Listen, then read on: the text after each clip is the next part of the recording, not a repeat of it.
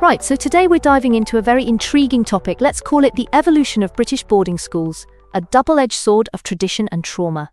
Now, if we rewind to the 6th century, we're looking at a time when education was primarily church-led. Picture this, young boys, often from noble families, learning in these monastic settings, very structured and strict. Can you imagine that kind of disciplined environment? Just sort of all about obedience, right from the start. Oh wow, I mean, to think about it, like tiny little monks running around. Did they have any fun, or was it all just serious business? It was much more serious back then, yes.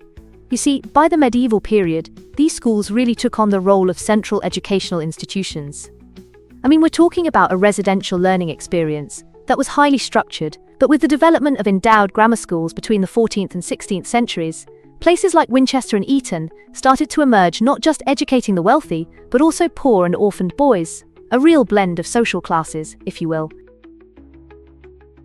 Right, so it was sort of autarcie, like the early days of inclusive education? I mean, that sounds quite progressive for the time. Did this last long though? Not quite. By the 17th and 18th centuries, these schools started to shift towards catering to fee-paying students from the gentry and aristocracy. The focus became more about elite education, shaping the future leaders of the nation. The Victorian era? That's when it really became elite training grounds, focusing on discipline and moral development. Okay, so it was like a factory for future prime ministers? I can just see a classroom full of future chancellors in knee-high socks. Exactly. And the structure was regimented. Uniforms were enforced, timetables strictly followed, and don't even get me started on mandatory church attendance. It was an environment that sought to instill discipline through severe measures. Corporal punishment was common practice, and they had this rather grim system known as fagging. Hang on, what's fagging? That sounds downright, terrifying. Yes, it really was. Fagging was where younger boys served older students, essentially becoming their servants. It led to power imbalances, and sadly, some of these dynamics manifested in abusive behaviors. Schools often favored emotional suppression, whereby children were taught to ignore their feelings. Wow, so talking about feelings wasn't really on the curriculum then? But how did that affect them later in life?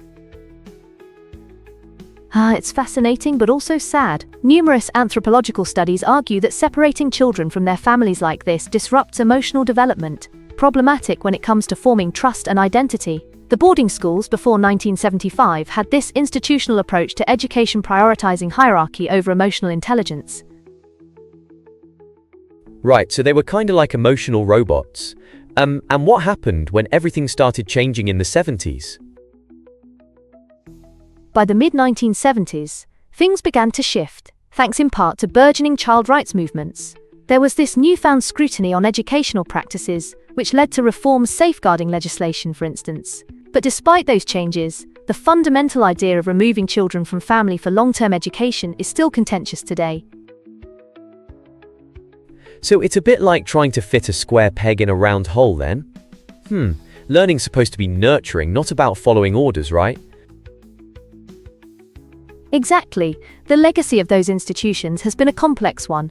While some reforms have emerged, the echoes of harsh discipline and emotional neglect still linger.